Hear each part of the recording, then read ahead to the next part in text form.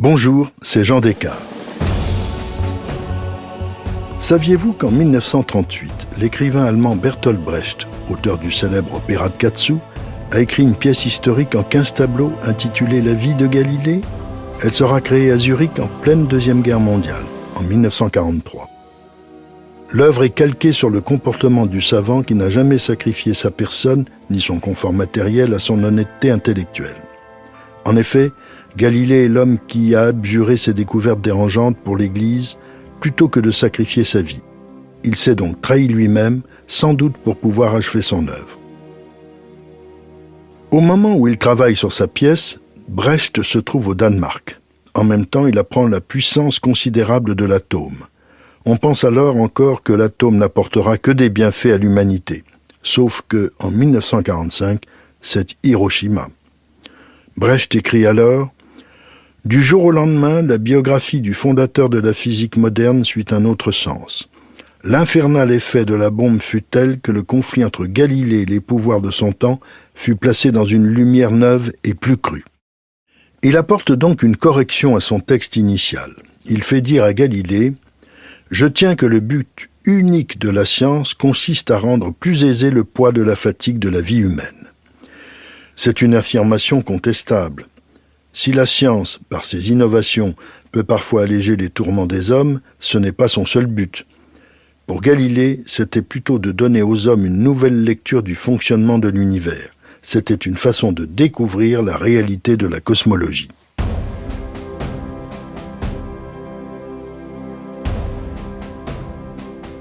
Mais comme Brecht était totalement traumatisé par la bombe de Hiroshima, il fait encore dire à Galilée « La coupure entre les savants et l'humanité peut un jour devenir si profonde que votre cri de triomphe devant votre nouvelle conquête pourrait recevoir pour réponse universelle un cri d'épouvante. » Là, Brecht va encore trop loin. Galilée n'avait pas fait une découverte qui pouvait nuire à l'humanité. C'était juste une remise en question qui touchait essentiellement les dogmes de l'Église.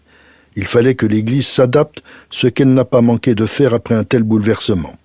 On pouvait désormais dire que Dieu avait créé l'univers sans que la Terre en soit forcément le centre. Pour l'atome, c'est une toute autre histoire.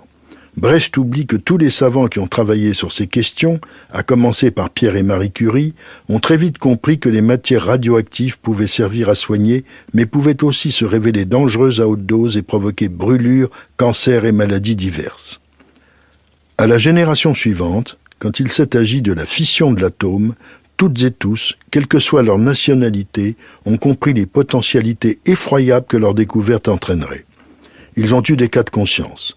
Mais les pressions politiques et la course à l'atome étaient un tel enjeu qu'ils ont été fortement encouragés à continuer. Bertolt Brecht avait utilisé Galilée pour défendre son point de vue pacifiste. Galilée ne méritait pas ce traitement. C'est un immense inventeur, sûr de la justesse de ses découvertes, et qui a préféré abjurer pour les protéger et continuer à travailler dans une retraite discrète afin qu'un jour, peut-être, le monde entier puisse les connaître. L'avenir lui a donné raison. Si cet épisode vous a plu, allez écouter le récit de Au cœur de l'histoire dédié à Copernic et Galilée, il vous plaira aussi. Et surtout, n'hésitez pas à en parler autour de vous et à me laisser vos commentaires sur le groupe Facebook de l'émission. Je vous dis à bientôt pour un nouvel épisode de Au cœur de l'histoire. Au cœur de l'histoire est une production Europe 1 Studio. Ce podcast est écrit et présenté par Jean Descartes. Il a été réalisé par Guillaume Vassaux. Pour ne rater aucun épisode, abonnez-vous sur Apple Podcasts ou vos plateformes habituelles d'écoute.